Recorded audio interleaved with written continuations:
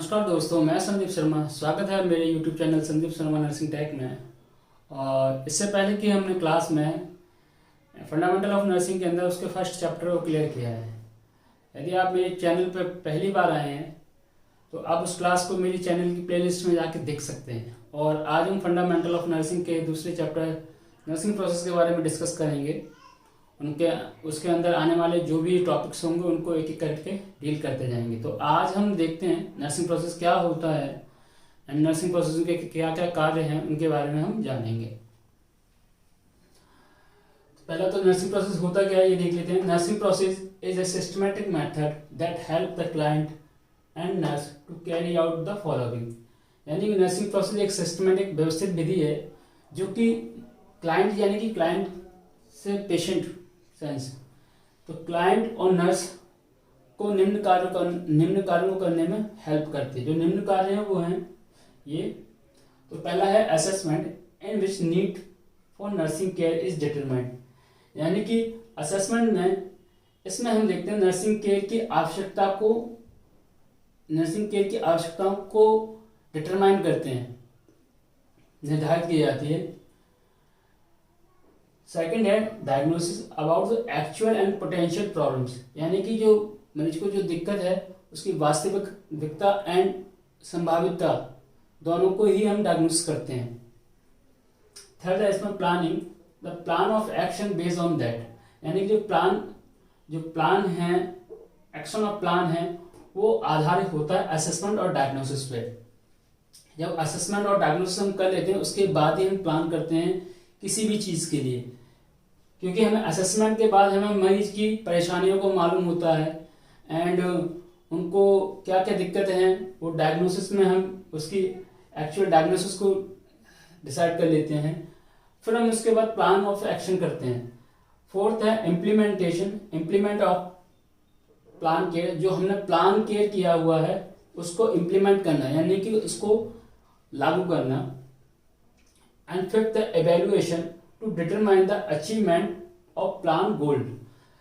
जो हमने प्लान हमारे द्वारा जो प्लान किया हुआ गोल है उसको अचीवमेंट हमने कितना पाया उसको डिटरमाइन करने के लिए हमें एवेल्युएशन की जरूरत पड़ती है। लाइक किसी मरीज को हमने अपनी जो थेरेपी दी उसके बाद हम एवेल्युएशन करते हैं कि मरीज में कितना सुधार आया है या गिरावट आई है, तो इसी को हम एवेल्युएशन बोलते हैं।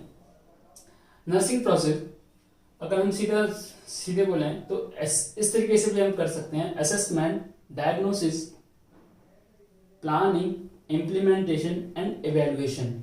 अब हम इसके बारे में डिटेल में जान लेते हैं कि असेसमेंट होता क्या है एक्चुअल। तो असेसमेंट होता है it is a deliberate, systematic and logical collection of subjective and objective data that.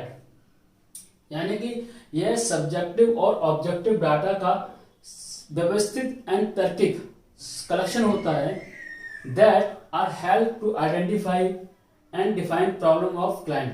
जो कि क्लाइंट की प्रॉब्लम को डिफाइन और आइडेंटिफाई करने में हेल्पफुल होता है before nurse proceeds to plan care. यानी कि नर्सिंग केयर बनाने से पहले ये हेल्प करता है नर्स को उनकी प्रॉब्लम्स को आइडेंटिफाई करने में। नर्सिंग प्लान बनाने से पहले हमें मरीज की जो समस्या है उसको आइडेंटिफाई एंड डिफाइन करने को ही हम असेसमेंट बोल सकते, आइडेंटिफाई करने में हेल्पफुल होते हैं, उसी को हम असेसमेंट बोलते हैं। द टाइप्स ऑफ असेसमेंट, इसके भी टाइप्स होते हैं कि असेसमेंट कितने प्रकार के होते हैं और किस सिचुएशन में हमें कौन सा असेसमेंट करना होता है। तो उसी आधार पर पहला है इनिशियल असेसमेंट, सेकंड है फोकस असेसमेंट, थर्ड है time lapsed reassessment and fourth है इमरजेंसी असेसमेंट। अब हम देख लेते हैं कि इन असेसमेंटों के अंदर क्या क्या चीज आती हैं। तो इसमें पहला है इनिशियल असेसमेंट। इनिशियल असेसमेंट को हम एडमिशन असेसमेंट भी बोलते हैं। Is perform when client enter a health care facility. यानी कि ये तब किया जाता है जब कोई भी मरीज हेल्थ फैसिलिटी के अंदर एंटर होता है, एग्जैक्टली बोलते हैं तो एडमिशन के दौरान।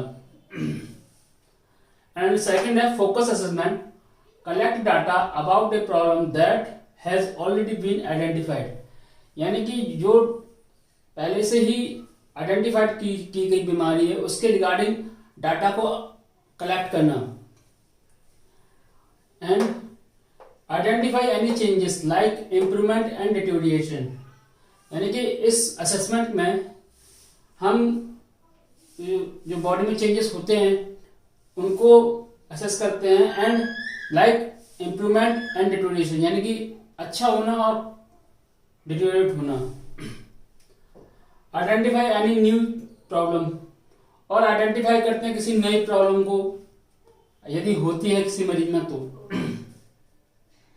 थर्ड है time left reassessment is one which is carried out after the initial assessment, यानी कि इसको एडमिशन असेसमेंट के बाद रीअसेसमेंट के तौर पर करते हैं। And fourth the emergency assessment is one which is done is life threatening situation, यानी कि इमरजेंसी असेसमेंट को तब किया जाता है जब एकदम लाइफ थ्रेटनिंग सिचुएशन हो। लाइक अगर किसी हॉस्पिटल में कोई पेशेंट एडमिट हो रहा है एज ए गंभीर समस्या लेके गंभीर सिचुएशन में, तो उस समय इमरजेंसी असेसमेंट को प्रायोरिटी दी जाएगी।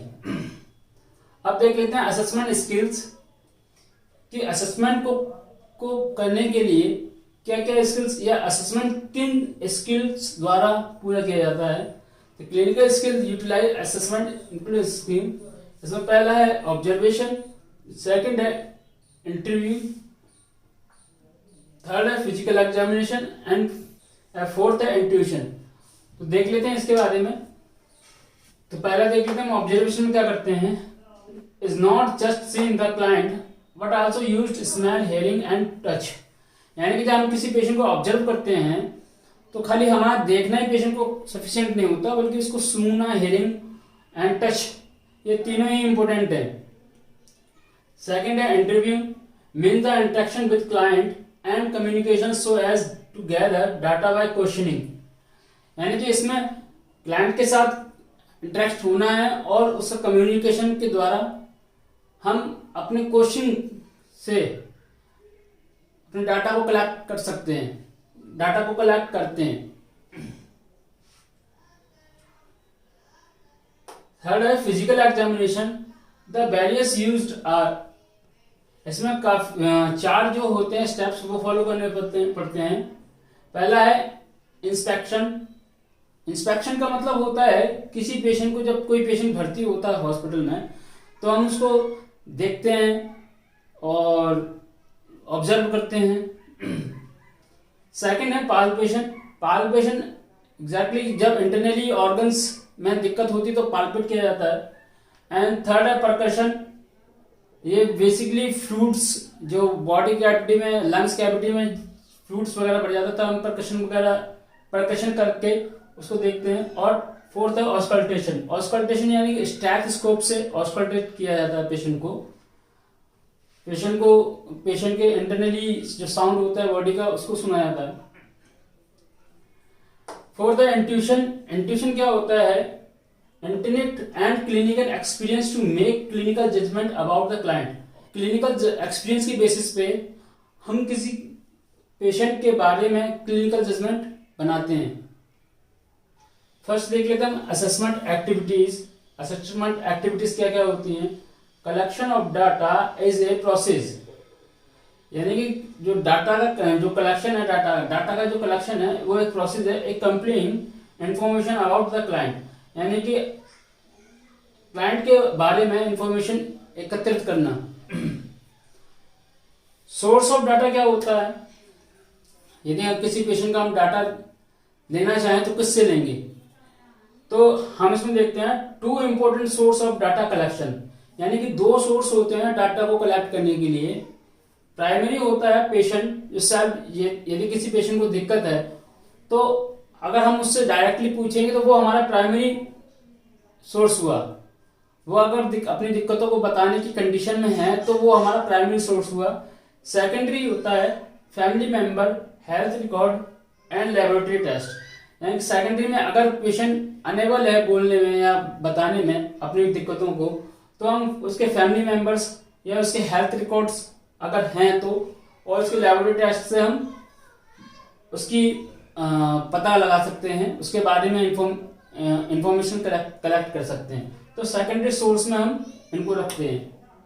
आगे देखते हैं सेकेंड है, इसमें सब्जेक्टिव डाटा क्या होता है। सब्जेक्टिव डाटा को हम सिम्टम्स भी बोलते हैं। तो सिम्टम्स क्या होते हैं? Symptoms are the client's feeling and statement about her and his and her health problem.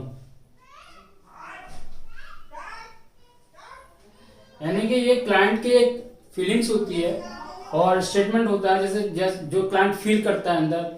Like example तौर पे यदि कोई पेशेंट बीमार है तो उसको अंदर क्या फील हो रहा है, उसको कैसा, वो जो बोलेगा वो स्टेटमेंट हम लोग सब्जेक्टिव डाटा में कलेक्ट करते हैं।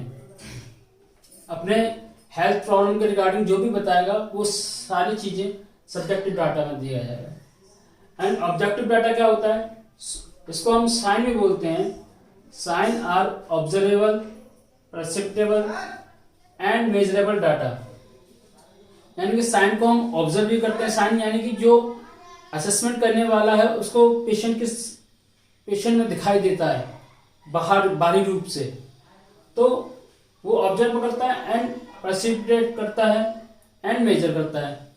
मतलब मेजर ये है कि जैसे बाय द वे कोई पेशेंट आता है हमारे पास, तो उसका जो ब्लड प्रेशर कितना है, टेम्परेचर कितना है, वेट कितना है, ये सारी चीजें मेजरेबल होती हैं, ये साइन में कलेक्ट होती हैं। एंड ऑब्जर्वेबल परसिप्टेबल मैंने आपको बता ही दिया। For the documenting data, systematically record the data collection which will be form permanent part of the medical record। यानी एकत्रित किए डाटा को अच्छे से कलेक्ट करना सिस्टमैटिकली तरीके से, जो कि मेडिकल रिकॉर्ड का एक परमानेंट हिस्सा बन जाए, स्थायी हिस्सा बन जाता है पेशेंट का। इसमें फर्स्ट हमने देख लिया कि हमने डाटा का जब कलेक्ट करते हैं, डाटा में क्या क्या स्किल्स यूज की जाती हैं। सेकंड आता है वैलिडेशन ऑफ डाटा, यानी कि जो हमने डाटा कलेक्ट किया है उसको हम कैसे मान्य होगा, वैलिडेशन ऑफ डाटा। तो method of validation data include the following, यानी कि जो वैलिडेशन डाटा में मेथड को मैं इंक्लूड किया गया इनको। कंपेयरिंग क्यूज, पहला है comparing cues the normal function, यानी कि जो संकेत हैं उनको कंपेयर करना नॉर्मल फंक्शन से। यदि मान लीजिए किसी पेशेंट को अगर एब्डोमेन पेन है, तो एब्डोमेन पेन में क्या क्या संकेत आ रहे हैं और एक नॉर्मल में क्या क्या संकेत नहीं होते, तो वो उन चीजों को क्लेरिफाई करना। सेकंड है चेकिंग द कंसिस्टेंसी क्यूज, और जो संकेत हैं उनको कंसिस्टेंसी मतलब कंसिस्टेंसी से चेकिंग करना। एंड थर्ड है क्लियरिफाइंग द क्लाइंट स्टेटमेंट, और जो क्लाइंट के जो स्टेटमेंट है लाइक सिम्टम्स, उनको क्लियरिफाई करना।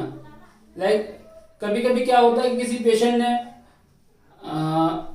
सेमी कॉन्शियस की कंडीशन में कुछ भी बोला। सेमी कॉन्शियस मीन्स आधा बेहोशी आधा थोड़ा जागृत होना।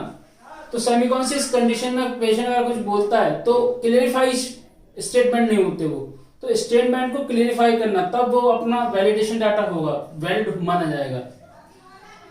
थर्ड इसमें ऑर्गेनाइजेशन डाटा, ऑर्गेनाइजिंग डाटा यानी डाटा को ऑर्गेनाइज करना, उसको कलेक्ट करना और अच्छे से रखना। तो आज हमने नर्सिंग प्रोसेस में जो है असेसमेंट को देखा। आने वाली क्लास में हम लोग डायग्नोसिस के बारे में डिस्कस करेंगे। असेसमेंट में हमने देख लिया असेसमेंट क्या होता है, असेसमेंट के टाइप्स क्या क्या हैं, क्या डाटा होता है, क्या ऑब्जेक्टिव डाटा होता है, क्या सब्जेक्टिव डाटा होता है, क्या क्या हम टेक्निक्स यूज करते हैं, क्या क्या स्किल्स होने चाहिए असेसमेंट स्किल्स के अंदर। तो यदि आप लोगों को मेरी क्लास समझ में आई हो और अच्छी लगी हो तो प्लीज लाइक एंड सब्सक्राइब करें, जिससे कि मेरी आने वाली क्लास का नोटिफिकेशन आपको मिल सके और मेरी क्लास ज्यादा से ज्यादा लोगों तक पहुंच सके। धन्यवाद।